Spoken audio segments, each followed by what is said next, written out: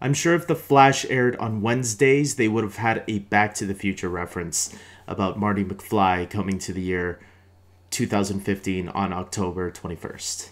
Hey everybody, this is David, and today I'm going to be talking about Arrow Season 4, Episode 3, Restoration. And Sara is back. What the heck, man? I know, spoiler alert right away, right in the beginning of this review, but I'm guessing if you're watching this, you already watched the episode, and that's good because I want to talk about the episode with other people. And if you're watching this video, please comment below and tell me your stuff, because I want to talk with all of you that, you know, want to discuss the episode. I think there's a lot of people with good theories and stuff like that out there, so let's get talking about what did I think of this episode. First of all, we have Oliver, Felicity, and Diggle. Once again, the original Team Arrow are now protecting Star City while Thea and Laurel are away, just like old times, to quote Felicity there. And yeah, I really enjoyed seeing this team, just the three of them back together. It did feel like old times. I was thinking, wow, this really does feel like something from, it could have been from Season 2 or early Season 3. Well, early Season 3, I guess Roy was there, right? So yeah, Season 2 it felt like. And I was really enjoying that team dynamic again. Even though there was that big elephant in the room, you know, Diggle still has issues with Oliver. And that was one of the main themes of this episode. It's funny because I was worried, I was thinking in this episode in the beginning that, man, they're really going to drag this Diggle and Oliver, you know, tension probably for a couple more episodes. And I was hoping it wouldn't. And thankfully, they actually settled it in this episode because Felicity took them both to the side and said, look, I'm going to leave you two here and you're going to work it out. And I love that little speech that she gave them, you know, that little outburst, because I think both of them needed that, you know, knock on the head. And, you know, man, I loved Felicity in this episode.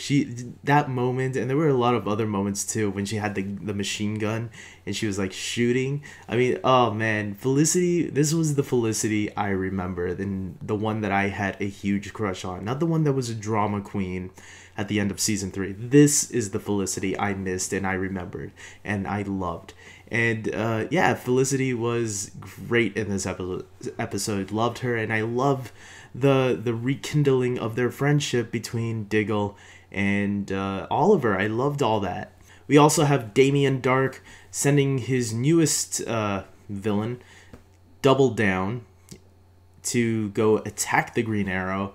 And yeah, I actually thought this villain was pretty cool. He was a metahuman that apparently came from Central City, so he definitely was a threat. And this is what I wanted to see a little bit more of ever since I heard The Flash was starting. I thought it would be cool to see, you know, Green Arrow, how he would handle a metahuman. And yeah, I really enjoyed how Oliver and Diggle had to put their differences aside and deal with this character. Although when he threw the cards and all that, it kind of reminded me of Gambit, because I know Gambit from X-Men has that power where he throws cards. But I guess they don't slice people, they explode, right? Because when Gambit touches, yeah. And so it also at the same time reminded me of the Joker, because in the animated series, Joker had cards where he would throw and it would slice people. And yeah, I thought he was a cool villain. I thought, he like wasn't, you know, he wasn't the best villain of all time, obviously, but he was enjoyable. I liked seeing his powers and what he was all about.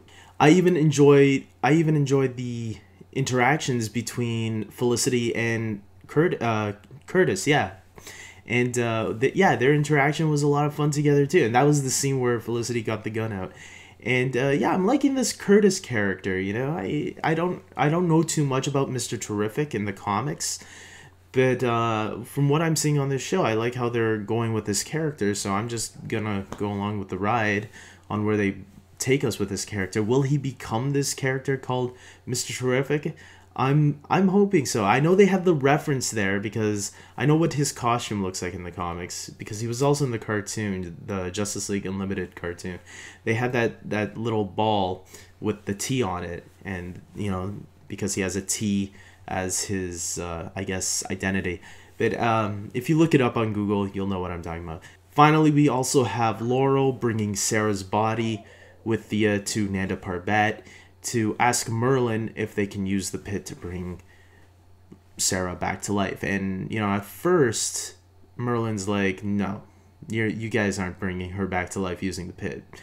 And, they answered some questions that, some people could have probably had wondering, like, wait, if they could bring someone back from the dead after they died, like they could just bring back Tommy also. But Merlin actually answered that question by saying, no, when we brought Thea back, it was because she wasn't completely dead.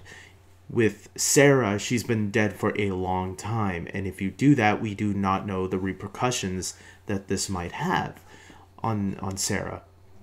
And so there's some time they sleep it over, it looks like. And meanwhile, Thea is asking Merlin about her side effects. And Merlin says there's no way to cure it. The only way you could cure it if you killed the person who was responsible for your death. And unfortunately, Oliver killed Roz, so clearly that was a big mistake. And Merlin, just has Thea killing people, saying, hey, that's the only way you're going to be able to get through this, is by killing people. And Thea says, no, I will not kill anybody.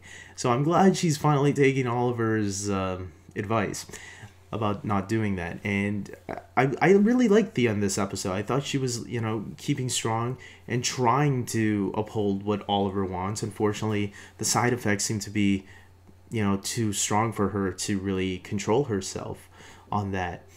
Laurel, too, I actually really enjoyed in this episode. I enjoyed everybody in this episode, it looks like. I have no complaints about any of the characters. Just like minor lines here and there. But for the most part, yeah, I think all around this was a solid episode. And then there was that final shot of, bringing Sara back to life. And that was that was interesting. And you thought that she would, snap out of it like Thea did. But no, they had to keep Sara in chains. And Malcolm said that, well, these effects could take longer. We never tried anything like this, And so they don't know what kind of effects it will have on Sara exactly. We do know that she is being brought back to be on Legends of Tomorrow. So will these effects carry over to that show? That's what I'm curious about, because that could really screw up that team. We also know John Constantine is coming very soon, so maybe he'll help out with both Thea and Sara. So I'm looking forward to all of this coming up with all of this Sara Lance storyline now that she's back. And I love Sara. I think she was a great character when she was on the show, and I'm glad she's back. And yeah, guys, I guess that's it. That's all my and then we have Nysa destroying the pit. So she's getting rid of it. She's like, that's it.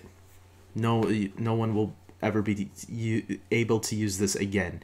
And yeah, sucks for Malcolm. He was pissed, clearly. And maybe it's for the best, not just for them, but for the show in general, because I think a lot of people were kind of worried when the pit was introduced. Oh, well, now whenever somebody gets stabbed or something like that, anybody can be brought back to life. And that kind of goes back to the first episode this season, when they showed us somebody is going to be dying later on this season. That scene where Barry and Oliver were both at, a cemetery at somebody's gravestone that they didn't show us who it was. Remember, someone's still going to die, and now whoever that is won't be able to be brought back to life. And yeah, so that's all I have to say about this episode. I really enjoyed it. I'm giving it I want to give it a 9, but a part of me is saying, even though I really enjoyed it a lot, it doesn't deserve that 9. But I will give it an 8.5 out of 10. I enjoyed it a lot. It was a really solid episode. Was it the best episode ever? No, it wasn't. But it was still really fun, and I really enjoyed it. I thought it was a really good episode. And I think Arrow's on a roll, man. It was great last week as well. The premiere, was okay, but I think just like the Flash, the premiere was okay as well.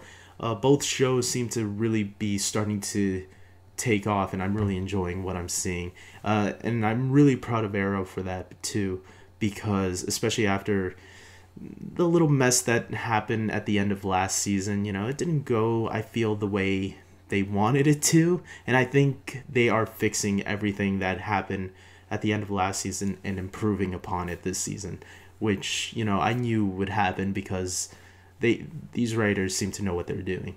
And okay, and that's it, guys. Until next week, take care.